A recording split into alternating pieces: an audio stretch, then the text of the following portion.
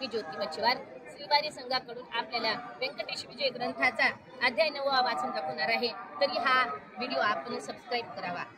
श्री व्यंकटेशाच्या विवाह समारंभासाठी काही देवतांना व्यंकटगिरी पर्वतावर आमंत्रित करण्यात आले। त्यांना कामे वाटून देण्यात आली। भोजन, निवास व्यवस्था, मंडप व्यवस्था, आदर स्वागत, त्यांचे सत्कार, भेटवस्तू इत्यादी बाबतचे उचित नियोजन आणि कार्याची सुसज्ज आखणी करण्यात आल्याचे आपण मागील अध्यायात वाचले। आता पुढे काय घडले ते ऐक। देवदेवता ह्यांच्या स्वागताची षडनकाकडे, आसन व्यवस्थेचे, अग्नीकडे, पाकशासनाचे, वरुणाकडे, जलपुरवठ्याचे, वायूकडे, समुद्र पुरविण्याचे, अष्टवसूकडे भांडीकुंडी व्यवस्था आणि नवग्रहाकडे पाणी वाढण्याचे काम सोपवले।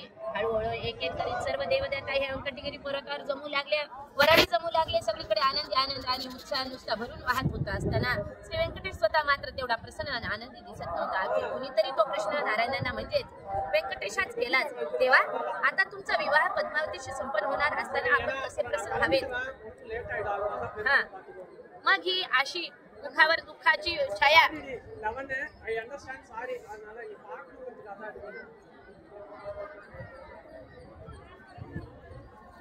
आता तुमचा विवाह पद्मावतीशी संपन्न होत असताना आपण कसे प्रसन्न हवेत? मग ही अशी मुखावर दुःखाची छाया का?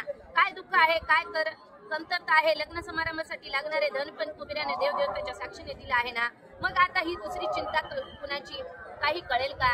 तेव्हा श्री व्यंकटेश रूपी नारायण म्हणले, अहो, ह्या विवाहास इतर सर्वजण आलेत हो, पण माझी प्रथम पत्नी अर्थात लक्ष्मी इथे यायला नको का? तिच्या अनुपस्थित मी इकडे पद्मावतीशी असा विवाह करणे योग्य होईल का?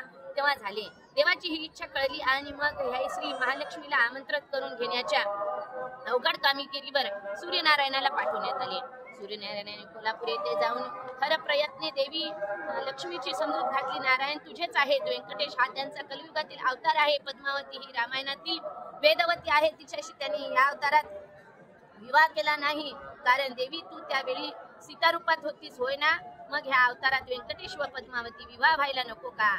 प्रभूंनी आपले वचन पूर्ण करायला नको का? असे सांगून सूर्यनारायणाने लक्ष्मी देवीची समजूत काढली व तिला ते या विवाहासाठी म्हणून खास घेऊन आले आणि एका मंगल सुमुहूर्तापासून धार्मिक विधींना प्रारंभ झाला। मंगलवाद्ये वाजू लागली, मंगल सुगंधी स्नाने झाली। व्यंकटेशास केशर कस्तुरीचे गंध, उंची वस्त्रे, अलंकार आणि मुंडाळ बांधण्यात आली। तिकडे कुलस्वामिनी, स्थान देवता यांचे पूजन,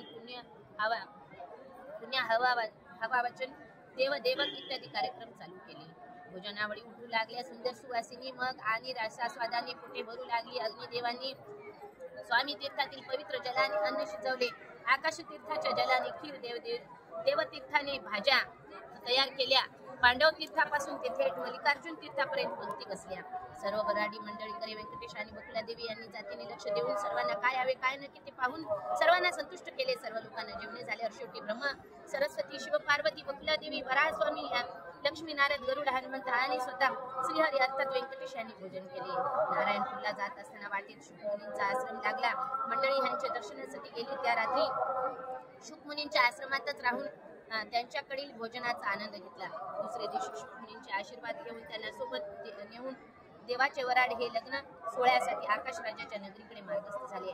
आता पुढील लग्न सोहळ्याचे वर्णन आपण पुढील अध्यायात श्रवण करूया। गोविंदा गोविंदा गोविंदा।